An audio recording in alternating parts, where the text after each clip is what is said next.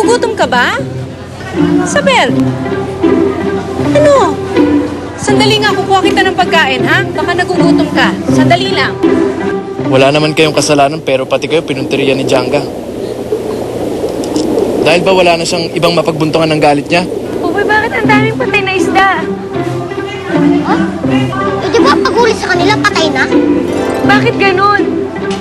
Bakit patay na sila, inuuli pa? Di para ibenta. Para ibenta? Para ano? Di para kainin. Kinakain yung mga isda?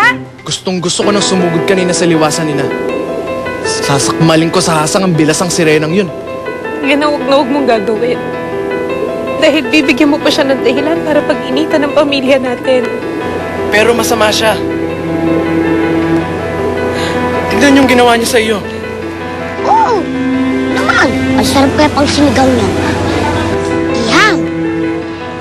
Pangat. Paksiw. Ano? Bakit yung kinakain ng mga isda? Bawal yun!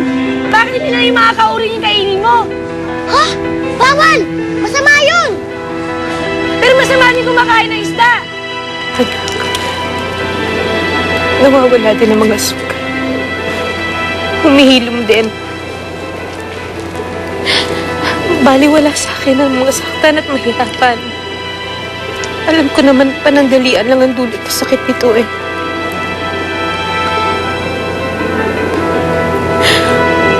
Huwag lang kayong mga anak ko malagay sa alanganin. Dahil yun hindi ko matitiis. Wala na bang natitirang buhay sa kanila? May? Ayun! Ayun! Limango!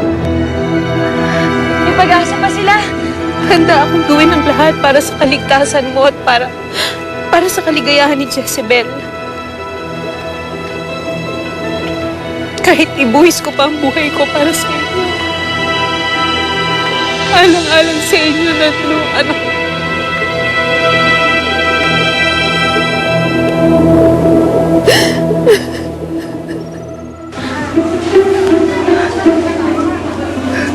Huwag kayong mag-alala. Isa akong tunay na kaibigan. Ililigtas ko kayo.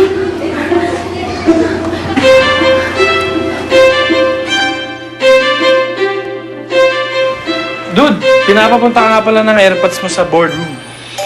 Oh, ano meron? May meeting? Ay, wala ka nga pala kanina. Eh, madami kasing nangyari dito sa kumpanya natin eh. Maraming pagbabago. Buhay ka pa ba? Ate Isabel! Anong ginagawa mo? Ililigtas ko yung mga kaibigan ko. Ha, kaibigan? Kaibigan mo mga yan? Oo, mga kaibigan ko sila. Kaya kailangan ibalik na sila sa karagatan. Paalam! Dali! Ate Isabel!